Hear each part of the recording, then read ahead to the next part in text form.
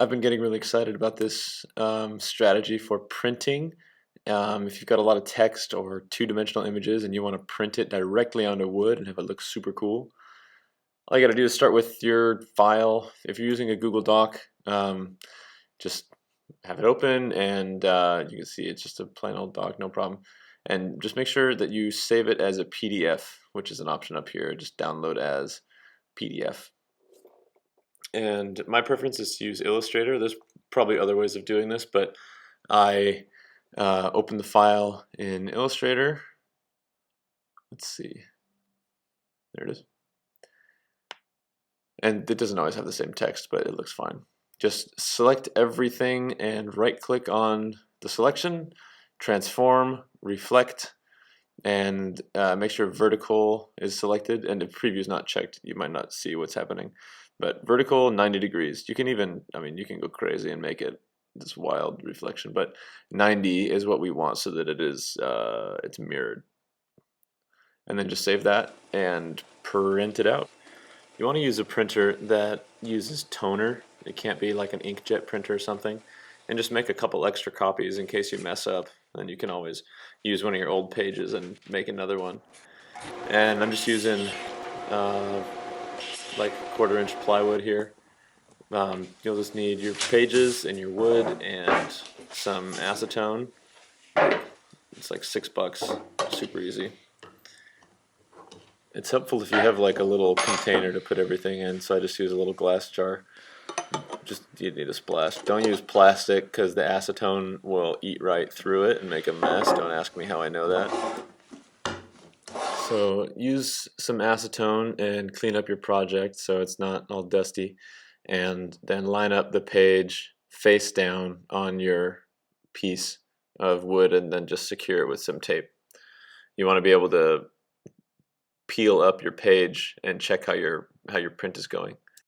I like to fold it a little bit like this and then fold it back this way, because you need to be able to push down. So if you get it all crumpled up, it's not going to work very well. You just push it like that and then I can come back.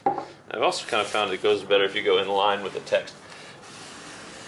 That was good. Let's do a little bit. Let it sit for a second. And then, let's see. Oh, that was pretty good. Let's see if I can get that right here on the T. Sometimes you'll need to go back over parts that you did already, and you can just re-wet your rag and work them again. That works pretty good. There we go. Let's see if I can get the G. A little more.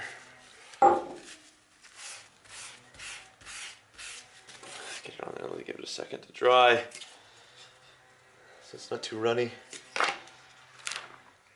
Yeah, that's a pretty good one. Okay, I'm gonna keep going. It only takes about a minute or so to cover everything with acetone, just going over the spots that you didn't get very well, and then it's dry immediately. You can just rip the paper off and the toner is on the page, or is on the wood really nicely. Right there I put too much acetone down at once and it kind of bled a little bit, but you can kind of scratch it off or do a really light sand, and you can save it a little bit, but some things are beyond saving. Next step is just put polyurethane on it. So let's do that right now. Just need a couple things. Just need polyurethane and a little brush, and then get like some dish soap or something in a jar with water, because you got to be sure you get water-based polyurethane.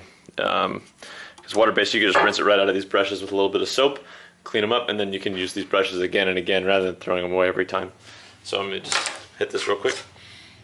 All you need is a light coat. The lighter you go, the faster it'll dry. And the toner is in the wood pretty good, and it's dry, so it's not going to run or anything like that. And then when you're done, just make sure you wash out your brushes and squeeze all the poly and soap out of there. Okay, so here it is with all the right colors, and you can see it's got a nice finish to it. It's still got to dry, but that's it. I'm pretty happy.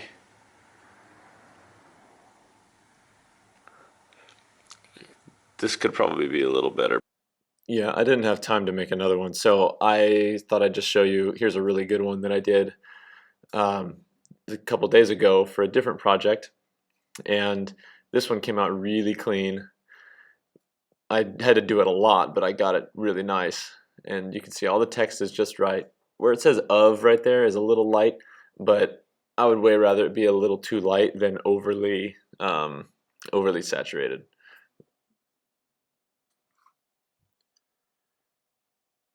Yeah, I think this is a great process for if you have text or two-dimensional images you want to display on the wall, like for exhibition or for process work or signs or anything like that. This is the way to do it. Good luck.